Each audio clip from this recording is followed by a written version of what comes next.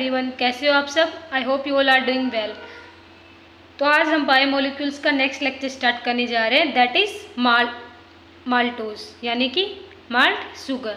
Formula is same C12H22O11 like as lactose and sucrose, क्योंकि उनका formula भी हमारा C12H20O11 था। तो ये हमारा माल्टोज। प्रीवियस लेक्चर में हमने बात की थी हम लैक्टोज क्या होता है, लैक्टोज की स्ट्रक्चर क्या होती है, कैसे उसकी फॉर्मेशन होती है, लैक्टोज रिड्यूसिंग शुगर होता है, नॉन रिड्यूसिंग शुगर होता है, एक्सेट्रा। सो आज हम माल्टोज के बारे में पढ़ने जा रहे हैं। It is obtained by partial hydrolysis of starch bye enzyme diastase present in malt that is sprouted barley seeds. कि जो हमारा माल्टोज होता है ये पार्शियल हाइड्रोलिसिस ऑफ स्टार्च करते हैं तब ऑब्टेन होता है। कौन से एंजाइम से? डायस्टेज। लेकिन जब हम देखो ये इसकी रिएक्शन है कि स्टार्च फॉर्मूला C6H10O5 की N यूनिट, उसी को तो स्टार्च बोलते हैं हम, कि जो हमारी मोनोमर यूनिट होती है किसकी? ग्लूकोज की, उसका हाइड्रोलिसिस करते तो हमारी स्टार्च ऑब्टेन होता है। तो स्टार्च को हम N मॉलिक्यूल्स ऑफ वाटर के साथ रिएक्ट कराएंगे कौन से एंजाइम की प्रेजेंस में? डायस्टेज। तो हमारा माल्टोज फॉर्मेशन हो जाता है NC12H22O11। लेकिन ये तो जब हमने हाइड्रोलिसिस कराया स्टार्च का तब हमें माल्टोज मिला। अब हम माल्टोज का हाइड्रोलिसिस कराएंगे तो हमें क्या मिलेगा? अल्फा डी ग्लूकोज प्लस में अल्फा डी ग्लूकोज, मतलब अल्फा डी ग्लूकोज की 2 यूनिट। तो जो हमारा माल्टोज है after hydrolysis it gives 2 units of alpha D glucose.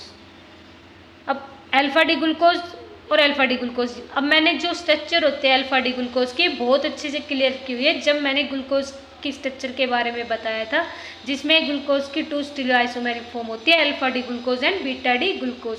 तो जिसको भी आइडिया नहीं है कि अल्फा डी ग्लूकोज और अल्फा डी ग्लूकोज की हम हाउएल्थ प्रोजेक्शन फॉर्मूला चीएल फॉर्म कैसे ड्राइव करें, तो प्रीवियस लेक्चर देख के आए, उसमें मैंने बहुत अच्छे से ट्रिक के साथ बताया हुआ है कि हम कैसे ग्लूकोज की स्ट्रक्चर को बना सकते हैं ईजीली। ब्रीफ में बता देती हूँ मैं कि जो हमारा ग्लूकोज है, एक तो ये अल्फा क्यों हुआ? क्योंकि इसमें OH हमारा below the plane of ring आ रहा है। जब हम ग्लूकोज की चेयर फॉर्म बनाते हैं उसमें OH अगर हमारा राइट हैंड साइड में आ रहा था तो हमारी अल्फा डी स्ट्रक्चर थी, अगर लेफ्ट हैंड साइड में आ रहा था तो हमारी बीटा डी स्ट्रक्चर थी। अब राइट हैंड साइड में आ रहा था हमारा OH तो हमारी ये अल्फा डी स्ट्रक्चर हुई। और राइट हैंड साइड वाले ग्रुप को कार्बन के इधर कंपाउंड होते हैं, कुछ इधर कंपाउंड होते हैं ग्लूकोज की स्ट्रक्चर में। तो अगर जो हमारे राइट हैंड साइड वाले हैं उन ग्रुप को हम हमेशा below the plane of ring बनाते हैं, और जो हमारे लेफ्ट हैंड साइड में उसको हम हमेशा above the plane of ring बनाते हैं। तो below of the plane of ring बनाया तो OH OH H OH H CH2H हम हमेशा ऊपर ही बनाते हैं। तो अल्फा डी ग्लूकोज और अल्फा डी ग्लूकोज। अब कार्बन नंबर 1 और कार्बन नंबर 4, हमेशा एक चीज़ याद रखनी है कि बस जो हमारी सुक्रोज की स्ट्रक्चर थी जिसमें हमारा अल्फा डी ग्लूकोज रिएक्ट करता है किससे? बीटा डी फ्रक्टोज के साथ। तो उसमें हमारा C1C2 बॉन्ड जो होता है उनके बीच से वाटर रिमूवल होता है, वहाँ पे ग्लाइकोसिडिक लिंकेज बनता है। लेकिन लैक्टोज की स्ट्रक्चर हो गई, माल्टोज की स्ट्रक्चर हो गई, इनके बीच में जो ग्लाइकोसिडिक लिंकेज बनता है हमेशा carbon number 1 and carbon number 4 इनके बीच में बनता है। तो कार्बन नंबर 1 और कार्बन नंबर 4 से हमने यहाँ से वाटर रिमूव करा दिया, यहाँ से हमने ग्लाइकोसिडिक लिंकेज बना दी। ये स्ट्रक्चर किसकी होती है? हमारी माल्टोज की। अब हमने देखा कि ये कार्बन पहले ये क्या था हमारा? हेमी एसिटिल फॉर्म में। कैसे पता चला? जिस भी कार्बन पे H ईथर ग्रुप यानी OR टाइप में ये वाला ग्रुप हो गया और OH ग्रुप ये अटैच हो एक ही कार्बन पे तो उस ग्रुप का हम हेमी एसिटल ग्रुप बोलते हैं। तो ये हमारा हेमी एसिटल था पहले और ये भी हमारा हेमी एसिटल है, यहाँ पे H OH और ये ईथर ग्रुप लगा हुआ है। लेकिन जब हमने ग्लाइकोसिडिक लिंकेज बनाया तो हमने देखा कि एक जो हमारा अल्फा डी ग्लूकोज है ये जो पहले हेमी एसिटल था ये अब हेमी एसिटल नहीं रहा, ये हमारा एसिटल फॉर्म में आ चुका। लेकिन ये हमारी नॉन रिड्यूसिंग यूनिट बन गई। क्यों? क्योंकि इसका हेमी एसिटल अब एसिटल ग्रुप पे कन्वर्ट हो चुका। लेकिन जो हमारा ये वाला ग्लूकोज है इसमें ये वाला जो हेमी एसिटल ग्रुप है ये हमारा अभी भी इंटैक्ट है, मतलब अभी भी ये फ्री है, ये हमारा एसिटल फॉर्म में कन्वर्ट नहीं हुआ। तो ये हमारा रिड्यूसिंग ग्लूकोज यूनिट हुआ।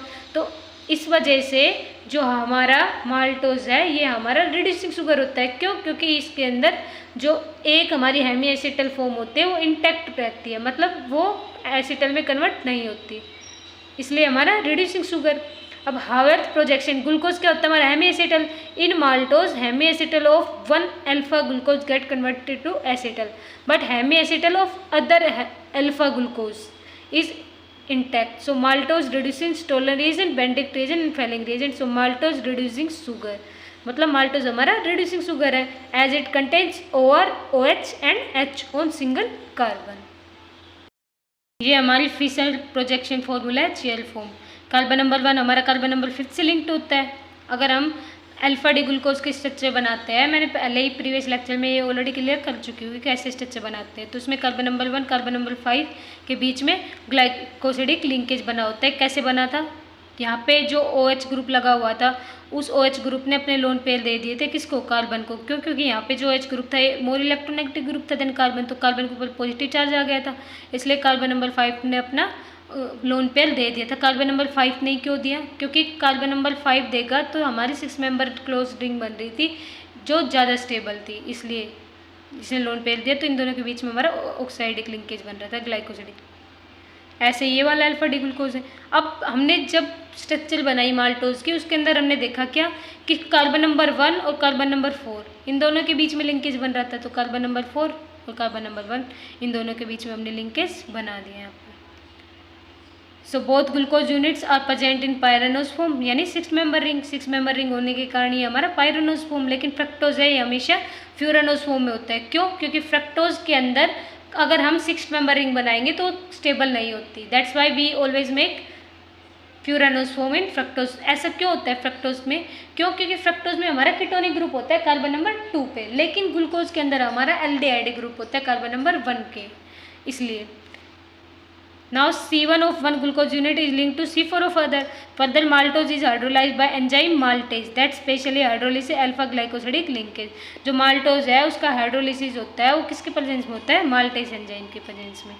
Similarly, ribose and 2-deoxyribose also exist in furanose form for fructose.